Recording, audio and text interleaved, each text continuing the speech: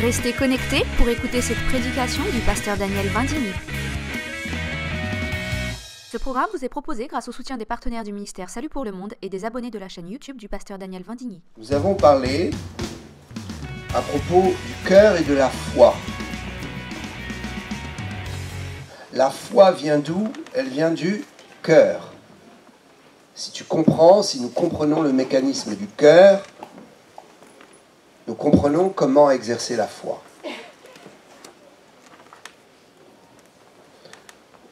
Le cœur est le centre de toutes nos émotions, de tous nos sentiments, de toutes nos décisions. Le cœur est le fondement de toutes mes émotions, de tous mes sentiments,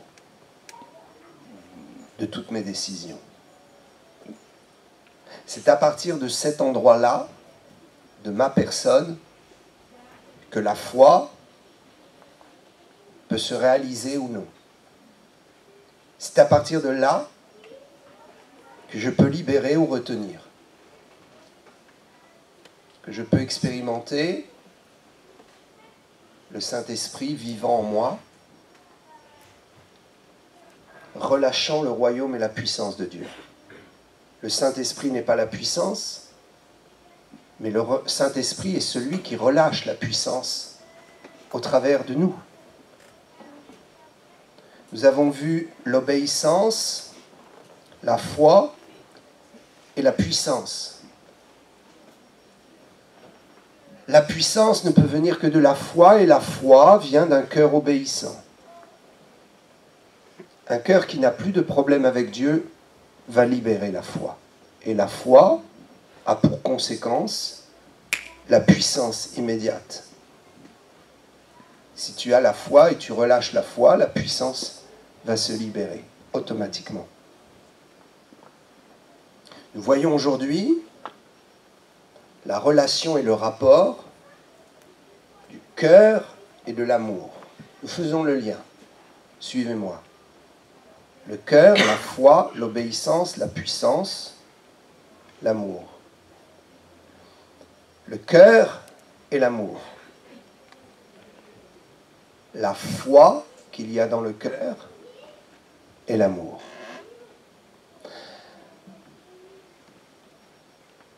Tout est une question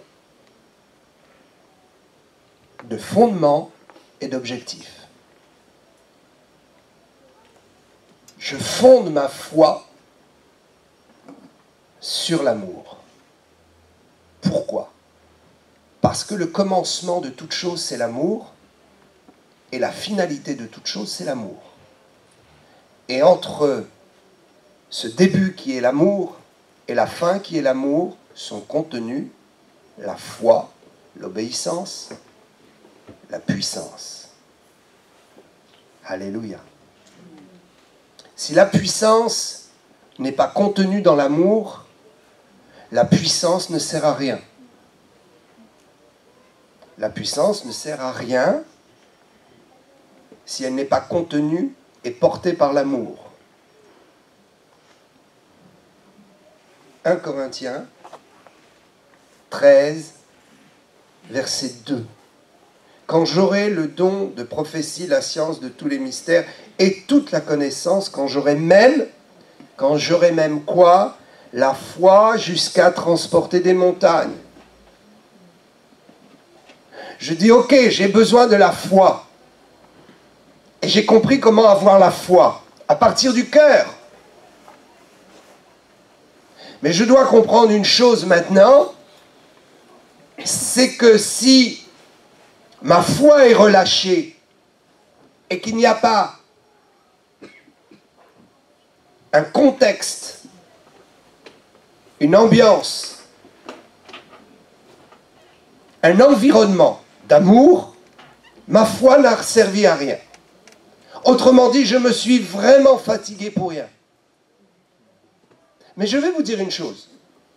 La véritable foi ne peut pas émerger si elle n'est pas issue de l'amour. Donc rassure-toi. Si ta foi a produit la puissance de Dieu, c'est qu'en principe, tu es dans l'amour.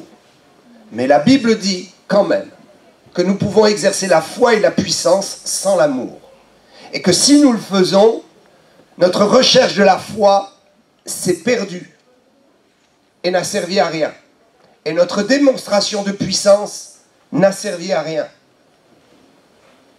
Autrement dit, je dois me poser la question, pourquoi est-ce que je veux la foi?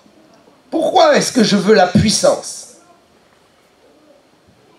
Et la réponse doit être pour manifester l'amour de Dieu. Amen. Pourquoi est-ce que Jésus guérissait les malades? Pour manifester l'amour de Dieu. Et non pas pour dire, regardez, je suis la vedette. Regardez-moi, j'ai réussi à obtenir la puissance. Ok. Qu'en as-tu fait? Pourquoi est-ce que tu utilises la puissance? Le don est une chose.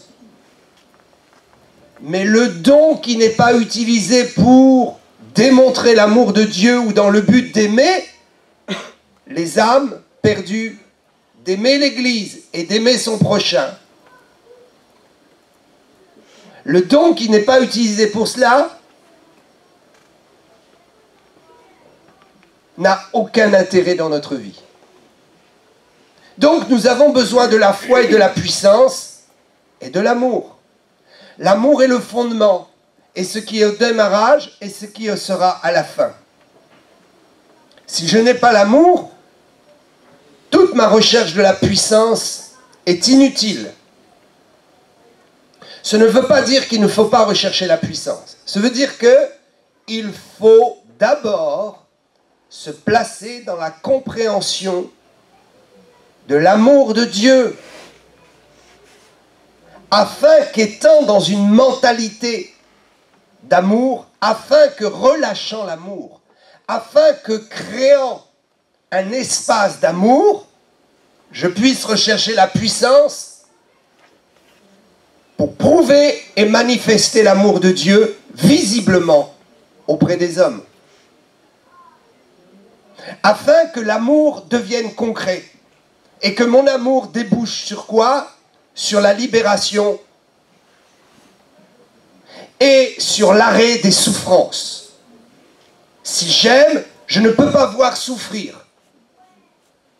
Si j'aime mon prochain, je ne peux pas le voir souffrir. Donc je vais rechercher la foi et la puissance. Pourquoi? Pour manifester mon amour et non pas juste pour faire des actes de puissance. Ceci est très important. Verset 8, 1 Corinthiens 13, 8. L'amour ne périt jamais. Verset 10. Quand ce qui est parfait sera venu, ce qui est parfait va venir. Je vais le voir face à face. Je plongerai mes regards dans ses yeux magnifiques. Et ce qui est imparfait disparaîtra. Toute imperfection de ce monde, toute imperfection de ma vie va disparaître. Je vais me trouver dans un royaume où aucune imperfection ne viendra troubler ma vie et me faire souffrir. Quand ce qui est parfait sera venu, ce qui est partiel disparaîtra. Nous avons la certitude que la finalité sera l'amour parfait. Amen. Le but, c'est d'amplifier mon amour et de démontrer l'amour de Dieu. Par quoi? Par la puissance. L'amour est donc, selon 1 Corinthiens 13, ce qui est à l'origine et ce qui est à la fin. Ce qui est à l'origine et qui m'a converti, c'est l'amour de Dieu. Que Dieu me délivre et me guérisse est une bonne chose, mais cela est un état partiel, temporaire. Un état quoi? Partiel et temporaire. Mais que Dieu m'aime, ça c'est un état éternel. Le but de la guérison, le but de la puissance, c'est de dire à quelqu'un, regarde comme Dieu t'aime. Parce que ta guérison finira. Mais l'amour ne finira jamais. Dieu va te transporter d'un lieu vers un autre lieu parce qu'il t'aime. Et les choses partielles disparaîtront. Au ciel, nous n'aurons plus besoin de guérir un malade, de délivrer quelqu'un d'un démon ou d'amener quelqu'un à Jésus. Pourquoi? Parce que tout sera parfait et les choses seront réglées. C'est ici-bas que nous exerçons la puissance. Il est important d'exercer la puissance. Parce qu'au ciel, on ne pourra plus vivre cette expérience. L'expérience de la puissance est fabuleuse. Voir un paralytique guéri, voir un démoniaque délivré, voir quelqu'un changer de vie, offre une satisfaction, un bonheur que nous ne pouvons vivre que sur cette terre et que les anges même ne peuvent pas vivre. Ne vous privez pas de ce bonheur. Ne vous privez pas de ce bonheur, il va affecter positivement votre éternité. Ici, nous avons le fondement. Tout a commencé dans l'amour. Dieu m'a démontré son amour, m'a prouvé son amour et m'a dit, tu es pécheur. Par amour pour toi, je montre que tu es mortel et que tu es pécheur et que ta destinée, c'est l'enfer. Certains disent, tu n'aurais pas dû dire cela à telle personne. L'amour parle. L'amour ne se tait pas. L'amour se tait lorsque le fruit n'est pas mûr et que la sagesse exige de se taire. Mais l'amour a pour vocation de parler. Et si l'amour ne parle pas, c'est juste temporaire. L'amour ne parle pas quand il y a une nécessité de sagesse, mais c'est temporaire. Tôt ou tard, l'amour parle. Dieu nous a tellement aimés qu'il nous a dit que nous étions pécheurs. Dieu t'a tellement aimé qu'il dit que si tu ne te repens pas de tes péchés, tu vas partir en enfer. L'enfer n'est pas une philosophie chrétienne, c'est une réalité. L'enfer n'est pas une conception religieuse, elle est une réalité. Pourquoi? Parce que même quelqu'un qui n'est pas religieux et qui ne croit pas peut dire qu'il vit un enfer parfois sur cette terre. La notion de l'enfer et la notion de la souffrance est déjà inscrite dans la conscience de chacun. Pas besoin d'être religieux pour dire qu'il existe un enfer. Certains païens pourront dire sur cette terre, j'ai vu quelqu'un vivre un enfer, ou j'ai vécu un enfer. Donc Dieu dit, tu es pécheur. Et si tu ne te repens pas et tu ne capitules pas devant moi, tu vas avoir des grands problèmes. Pourquoi? Parce qu'il t'aime. Il t'aime.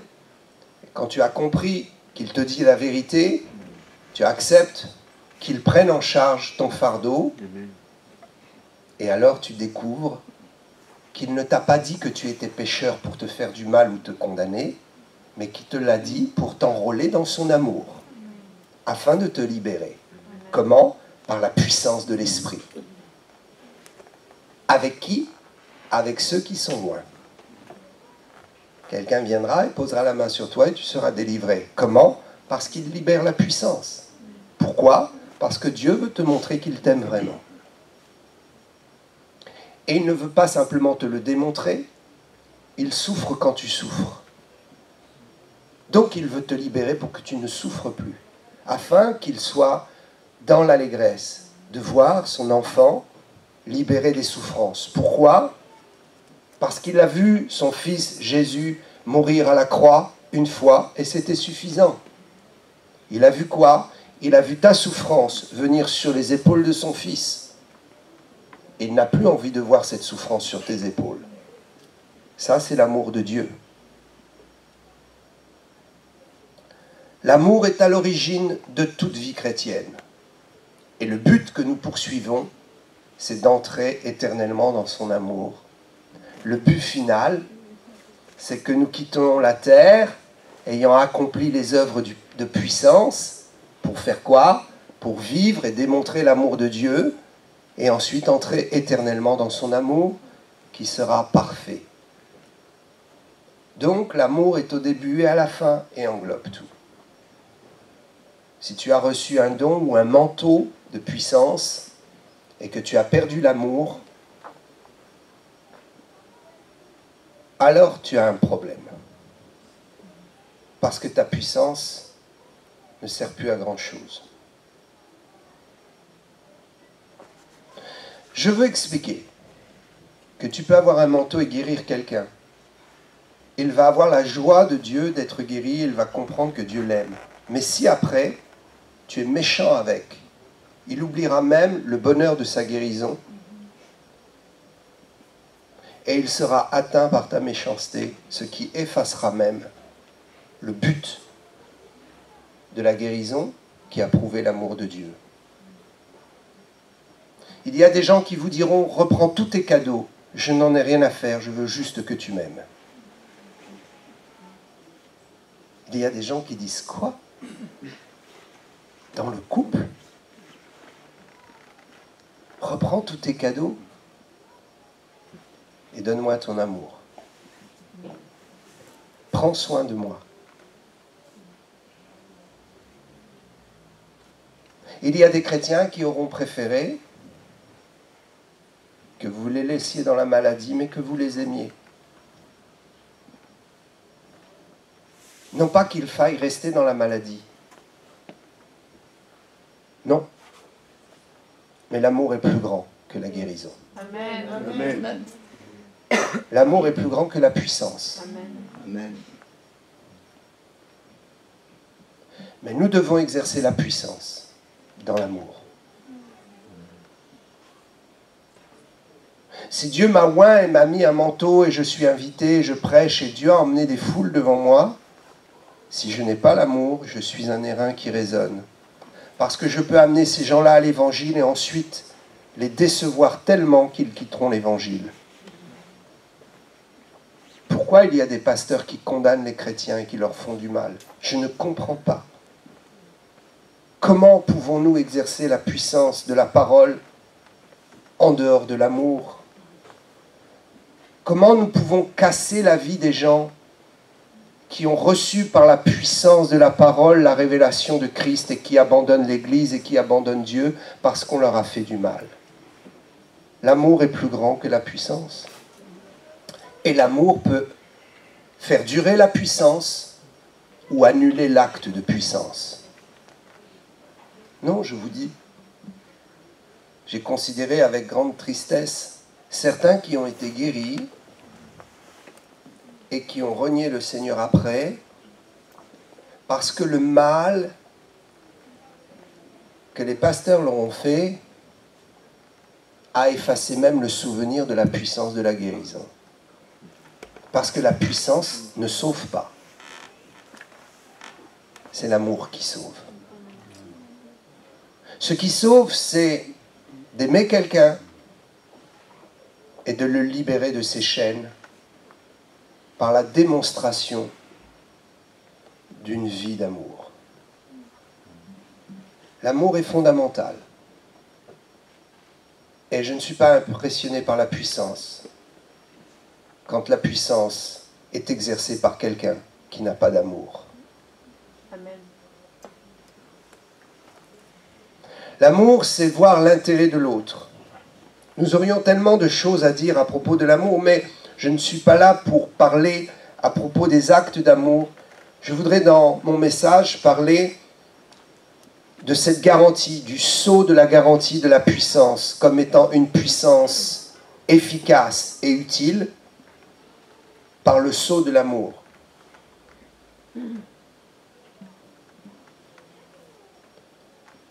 Ceci est très important.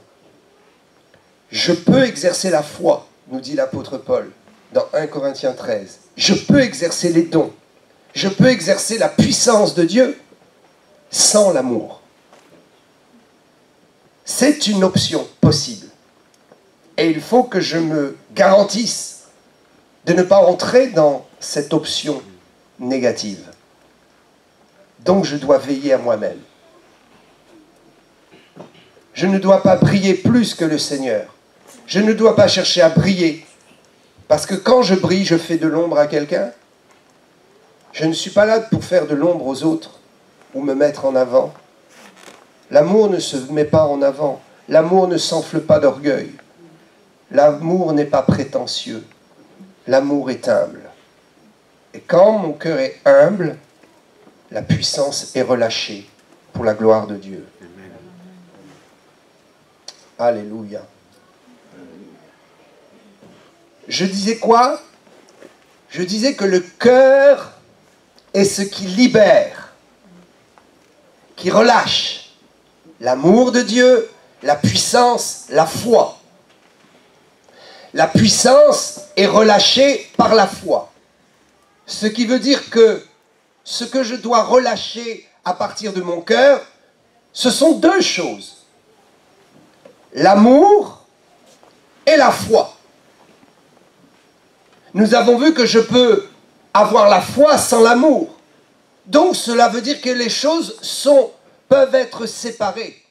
Cela veut dire que mon cœur a la capacité de produire deux choses extraordinaires. L'amour qui demeurera éternellement et la foi qui doit être garantie par l'amour.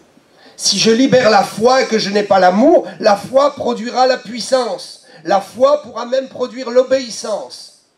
Mais savez-vous que nous pouvons obéir par contrainte et sans amour?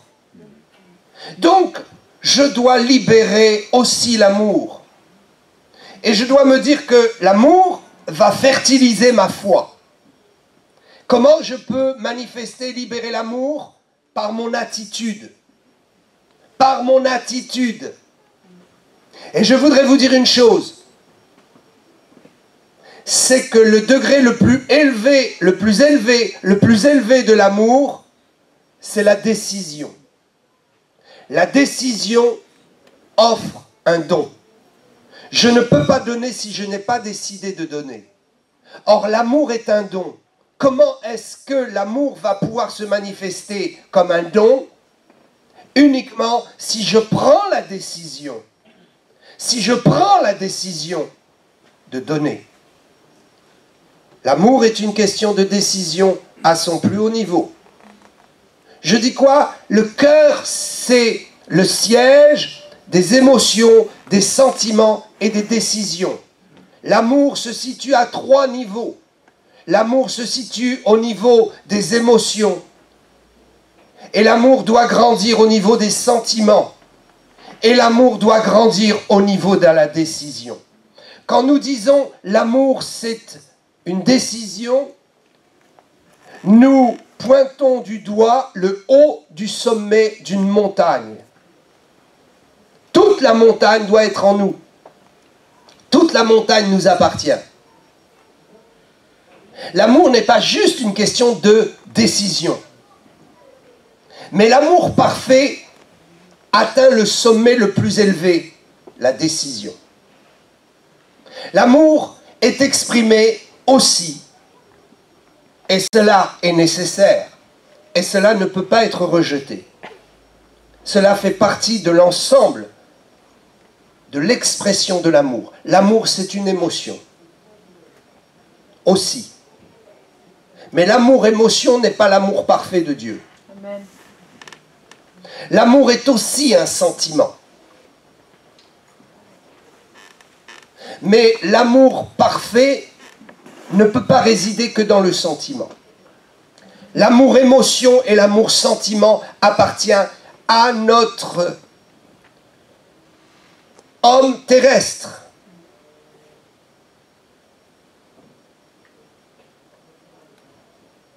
Mais l'homme de l'esprit décide d'aimer. Amen. Comprenons. Certains diront, pasteur, je ne vois pas la différence entre émotion et sentiment. Une émotion est spontanée. Une émotion n'est pas durable. Une émotion n'inscrit pas un état permanent. L'émotion arrive et s'en va. Elle peut être très bénéfique ou très dangereuse. C'est pourquoi nous ne pouvons pas diriger notre amour uniquement sur ces choses. Le sentiment est quelque chose qui construit notre réflexe, qui va influencer nos décisions, qui va construire durablement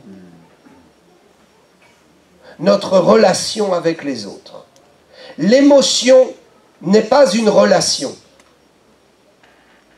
L'émotion n'est pas l'amour-relation. L'émotion définit un acte spontané qui éveille un réflexe dans la chair. Le sentiment est quelque chose qui va permettre à notre amour de s'installer durablement. Dans la Bible, nous voyons que certains ont eu des émotions. Un homme a eu une émotion. Il apprend qu'au retour de la guerre, un tel est mort et de sa famille, et il tombe en arrière et il se fracasse la nuque. Certains ont eu des émotions violentes qui ont perturbé le cours de leur vie et marqué par une douleur ou une faille dans leur système cérébral, intellectuel ou émotionnel. Nous devons faire attention aux émotions et nous dire que Dieu peut utiliser une émotion, mais que si cette émotion conduit à la joie, à la paix et ouvre la porte de l'amour, alors elle est bonne. Si cette émotion nous tourmente, elle n'est pas bonne. L'amour-émotion peut être dangereux. Je vois un jeune homme qui rêve de se marier et il voit dans l'église, il voit arriver une belle jeune fille et la beauté produit une émotion. Ah! Une émotion spontanée qui le réveille en un instant et qui dit « Oh, je l'aime ». Ça, ce n'est pas bon. Ça, ce n'est pas l'amour parfait qui conduit à construire toute une vie. Nous élevons le débat et nous disons « Oh, les sentiments ». Alors ce jeune homme dit « Oh, elle me plaît. Elle correspond à mon standard. Donc je vais éprouver mes sentiments. » Ça, c'est déjà mieux. On va s'asseoir, on va discuter. On va voir s'il y a un rapport d'affection que Dieu met entre nous et surtout, s'il y a des objectifs communs. S'il y a quoi? Des objectifs communs. L'amour ne peut pas fonctionner si les objectifs sont séparés.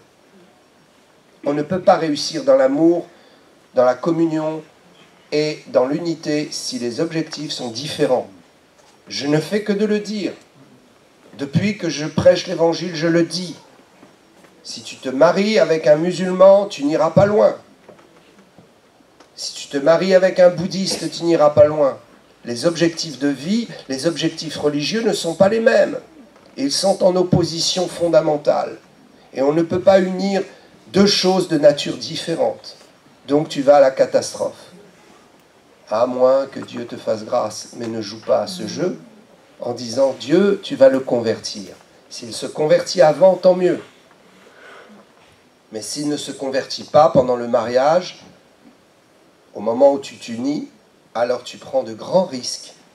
Et dans 99,99,9,9,9% des cas, je n'ai vu que des échecs.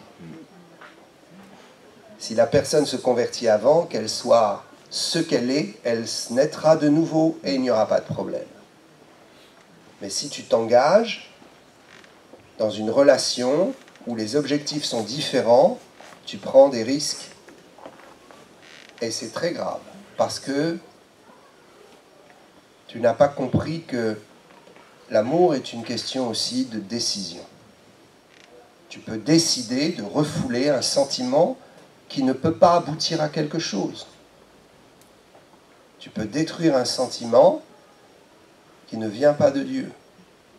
Mais si le sentiment vient de Dieu, alors Dieu arrangera les choses. Amen. L'amour est une question de relation. La relation,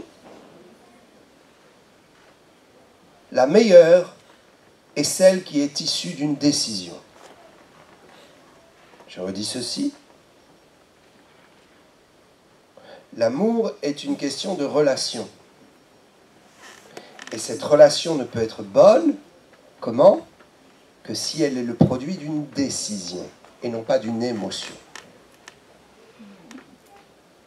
Quand je disais que nous devons faire attention que les émotions font partie aussi de notre vie chrétienne, je veux dire par là que nous sommes faits corps, âme et esprit, et que nous avons aussi des facultés d'audition, de vue, de respiration, et des facultés de ressentir les choses, et de ressentir les émotions. C'est ce qui fait de nous des êtres libres, c'est ce qui fait que nous ne sommes pas des robots, et que non, tout n'est pas écrit d'avance.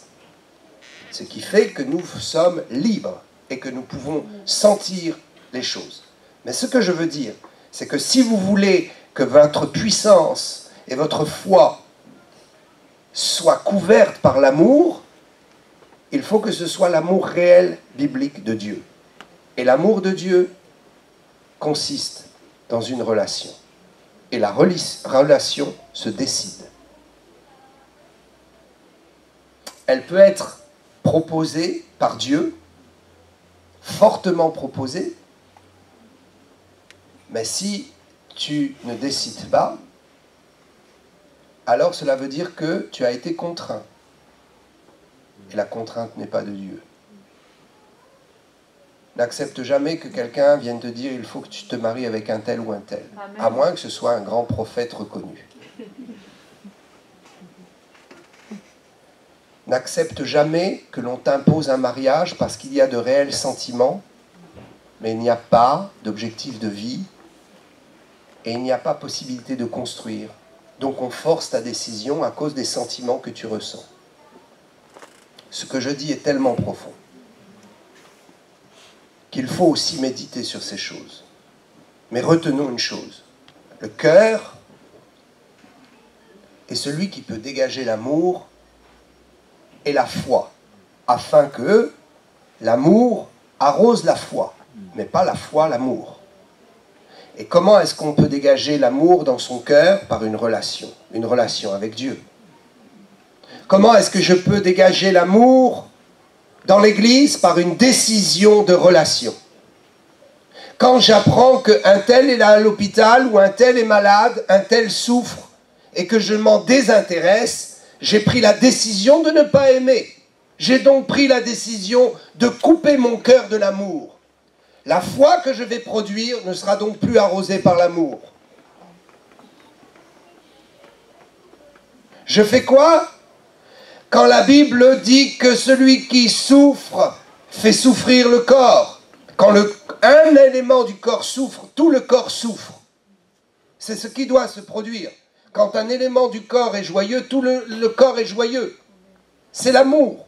L'amour est une question de décider d'aimer ses frères et ses sœurs. Est-ce que vous croyez que j'ai décidé de faire un parcours de vie avec vous si je n'avais pas été converti?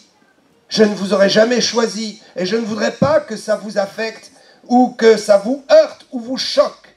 Je vous dis que l'ancien Daniel Vindini n'aurait jamais pris option de vous suivre. Il aurait choisi ses amis.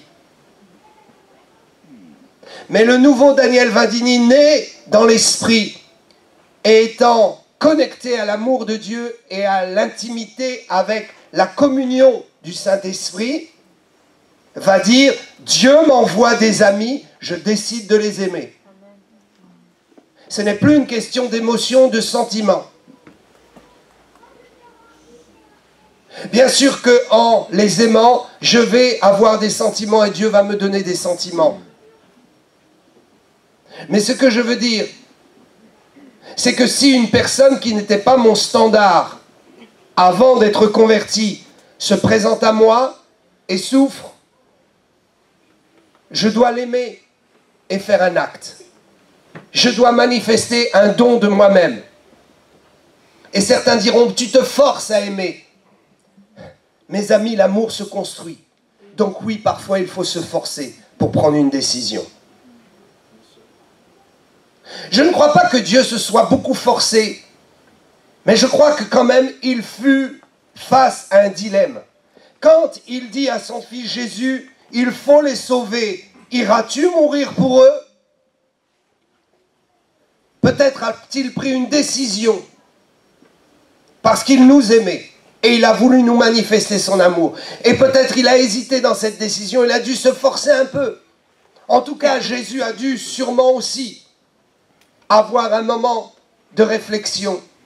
Quand le Père lui dit, iras-tu souffrir? N'oubliez pas, Jésus a prié 3 fois. On peut prier une prière qui ne peut pas être exaucée. Ceci est un mystère profond. Il y a des prières qu'il ne faut pas faire parce qu'elles ne seront jamais exaucées. Mais il y a des prières que nous pouvons faire et que nous pouvons libérer parce que Dieu nous aime et comprend notre souffrance. Elles ne seront pas exaucées, mais elles libèrent une vérité. Jésus dira au mont au mont Gethsémani, s'il est possible, recule cette coupe. Quoi? Jésus, tu demandes une chose que je ne ferai pas, que je n'exaucerai pas, à moins que tu prennes la décision de ne plus les aimer. Jésus avait pris la décision de nous aimer, mais il demande au Père, est-il possible que je les aime par un autre moyen? Non, tu dois prendre la décision de souffrir pour eux. Nous ne connaissons pas l'amour, parce que si nous connaissions l'amour, nos églises seront pleines.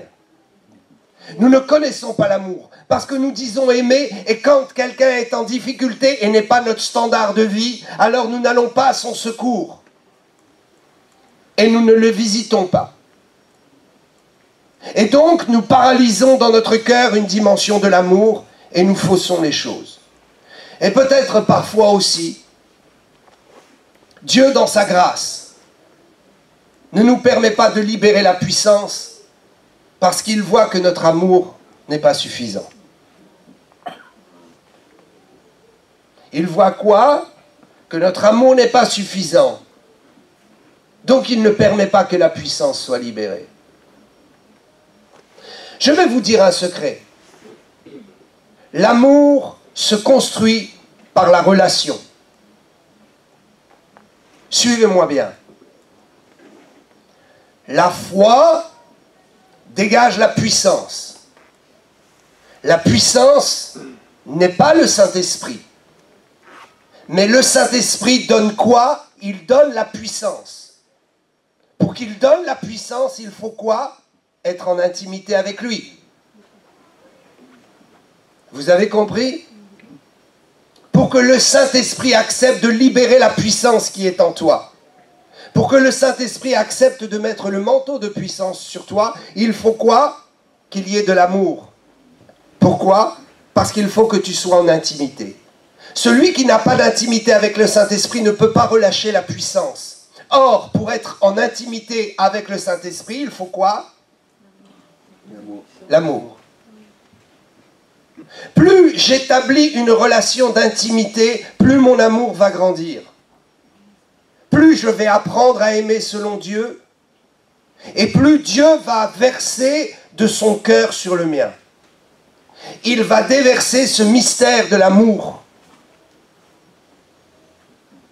Quand je me suis converti, le cœur de Dieu s'est déversé sur moi et j'ai aimé comme Dieu aimait. Tout le monde était bon, tout le monde était merveilleux et j'avais envie de sauver la planète entière. Aujourd'hui, j'ai toujours envie de le faire. Mais ce sentiment a pris une autre dimension. Mais n'oubliez pas votre premier amour. Pourquoi? Parce que l'amour définit le rapport d'intimité et le rapport d'intimité garantit la puissance. Le rapport d'intimité garantit quoi? La puissance. Plus je vais chercher à donner et à aimer, plus le Saint-Esprit va se connecter à moi. Plus je vais chercher à aimer Dieu, à aimer le Saint-Esprit dans une décision personnelle, plus Dieu va m'honorer de sa puissance. La puissance ne vient pas à cause de décibels ou de force pensée. La puissance de Dieu vient à partir de la foi qui est dégagée par un cœur en intimité avec Dieu. Nous avons fait le tour, n'est-ce pas? Nous avons compris que la puissance vient de la foi. La foi vient d'où? Vient du cœur. Et comment est-ce qu'elle peut être libérée du cœur? Par l'obéissance, naturellement.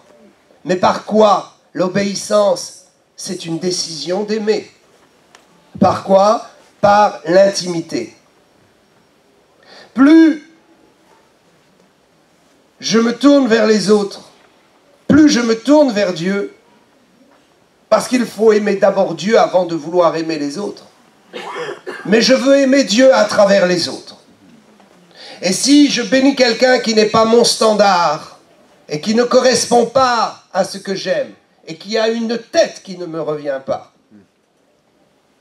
je veux honorer Dieu et aimer Dieu à travers cette personne que Dieu amène vers moi. Nous n'avons pas choisi nos frères et sœurs dans l'Église, l'amour de Dieu l'a choisi pour nous. Accepterons-nous d'entrer dans ce choix et de libérer nous-mêmes un choix personnel d'unité, de communion? Je vais vous dire une bonne chose. L'amour est une question de relation. Il y a deux problèmes identiques. Et qui est le fautif? Nous sommes tous fautifs. Imaginez quelqu'un qui a un problème. On ne le voit plus à l'église. Personne ne prend de nouvelles. C'est grave. Ce n'est pas juste aux pasteurs, juste aux anciens de repérer que quelqu'un n'est plus là. Vous pouvez vous apercevoir que quelqu'un ne vient plus. Donc c'est votre devoir de quoi? De décider de l'aimer. En décrochant votre téléphone ou en allant le voir. Il vaut mieux qu'on vous reproche une visite forcée que l'on vous reproche de ne jamais avoir visité. Il vaut mieux quoi? Que quelqu'un vous reproche de l'avoir visité alors qu'il ne voulait pas être visité, plutôt que quoi? Que vous ne l'ayez pas visité alors qu'il avait besoin. Donc, vous manquez d'amour. Maintenant, je me mets à la place de celui qui a un problème et qui ne vient plus à l'église. Il est aussi fautif. Pourquoi? Parce qu'il ne cherche pas à établir une relation. Il ne vient plus. Il devrait, par amour, appeler quelqu'un et faire savoir qu'il est dans les problèmes. La Bible dit quoi? Demandez et vous recevrez. Faites connaître quoi? Faites connaître vos besoins.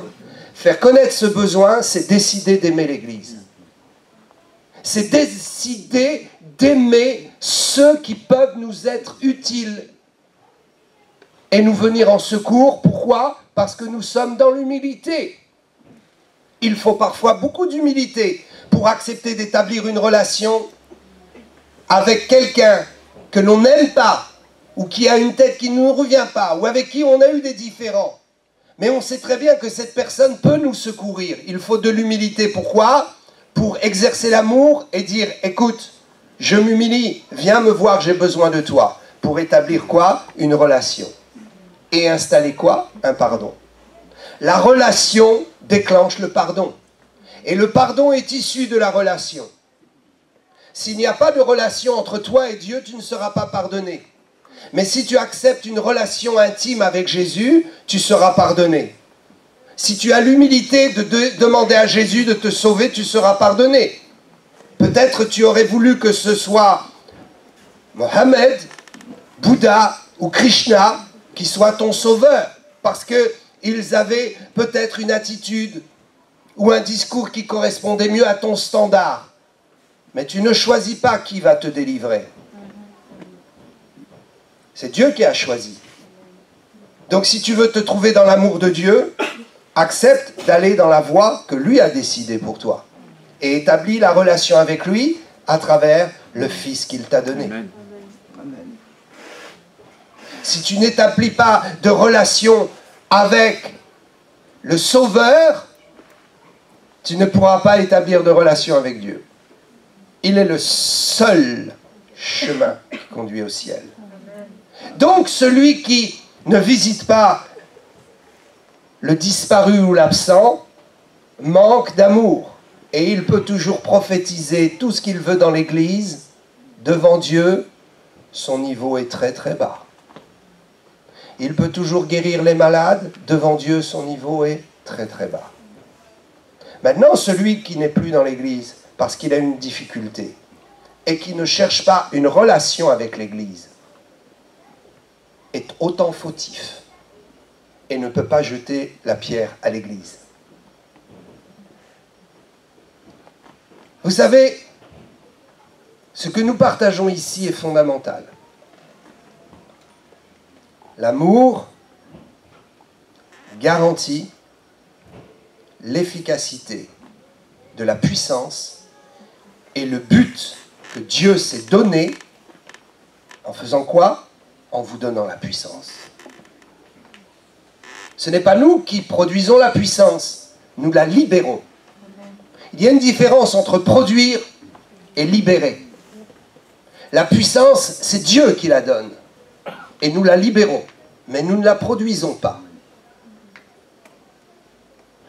Nous libérons la puissance parce que Dieu nous l'a donnée. Et pourquoi Dieu nous l'a donnée? Pour un but. Pour manifester son amour et installer son amour dans les vies et dans les cœurs. L'amour est donc le sceau du ciel qui atteste que nous faisons des œuvres qui sont vraiment utiles à Dieu. Alléluia. Alléluia. Amen. Amen. Il est tellement important d'aimer son prochain. Je vais finir avec ça. Savez-vous ce qui se passe? L'apôtre dit, tu peux exercer la foi, les dons spirituels, la puissance miraculeuse de Dieu. Si tu n'as pas l'amour, tu es un airain, une cymbale, un bout de fer qui résonne, un métal qui résonne. Tu n'es rien.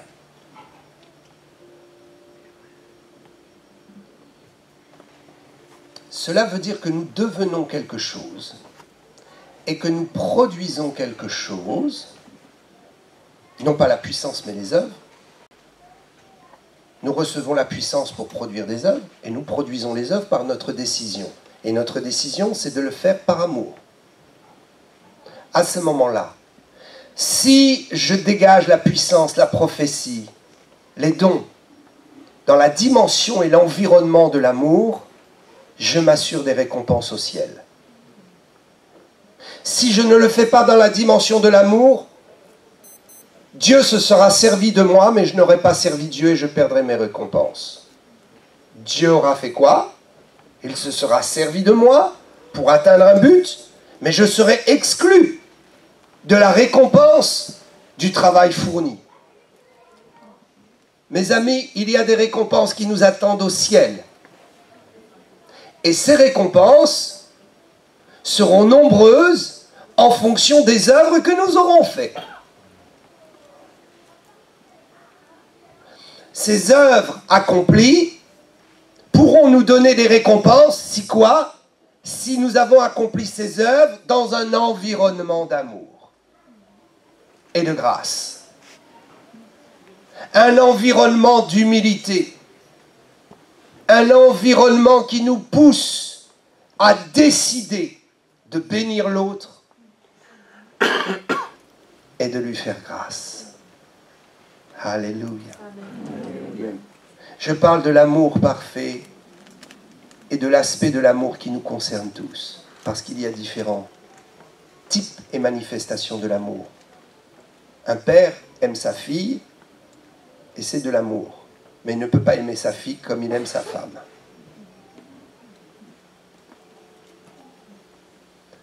Un garçon peut aimer un autre garçon dans l'église, mais ce ne sera jamais le même type d'amour qu'il pourra éprouver quand un garçon peut aimer une fille. Les types d'amour sont différents. Mais je parle ici de l'amour parfait, de l'amour de Dieu, qui nous pousse à nous unir les uns les autres. Nous devons nous unir de plus en plus. Nous unir de plus en plus. C'est comme cela que la puissance aura atteint son but. There is power in the name of Jesus.